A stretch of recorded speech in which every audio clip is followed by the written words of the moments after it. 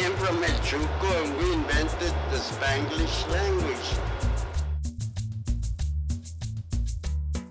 Well, El Paso being a border town, we are the point of transit for many Mexicans coming into the United States.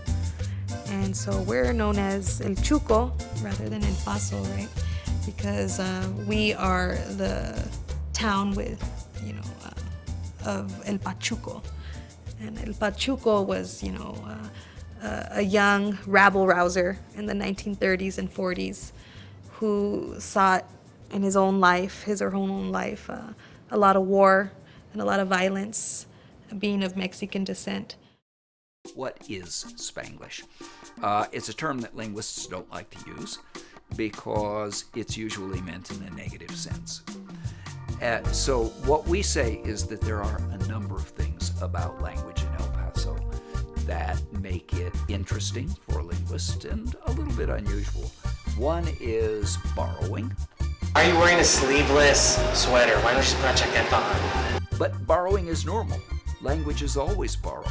English has taken 80% of its vocabulary from other languages. So for a linguist, borrowing's not really an issue.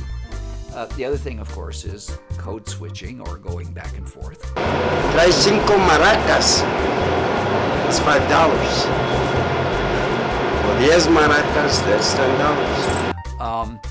And people use the term Spanglish to refer to several different things that we in linguistics separate.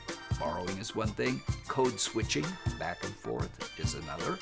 And the third thing is, of course, that we have a lot of what we call non-standard use. And that is use that's not formal, written, media Spanish. They're definitely not Spanish or English. Híjole, I don't even know what that, is that an actual word, híjole? Híjole is a word? That provides a unique flavor to language in El Paso. We do it in English, we do it in Spanish. The Nahuatl word cholo actually comes from xolotl, which is the guide of the underworld, right? And then like vato, they're calling each other's vato. Vato is from Nahuatl. It literally means warrior.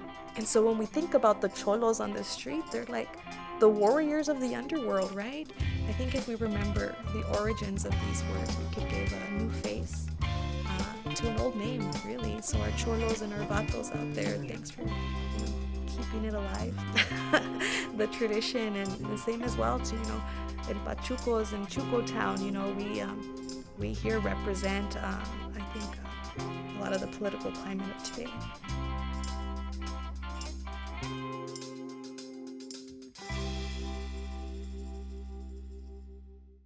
Only in El Paso is a collaboration between KCOS, Destination El Paso, and PBS Digital Studios, with support from El Paso Electric, proud to be your local utility. The Fountains at Farrah, fashion, food, fun, and a splash of the unexpected. And Texas Gas Service, committed to delivering safe, reliable natural gas to the El Paso community.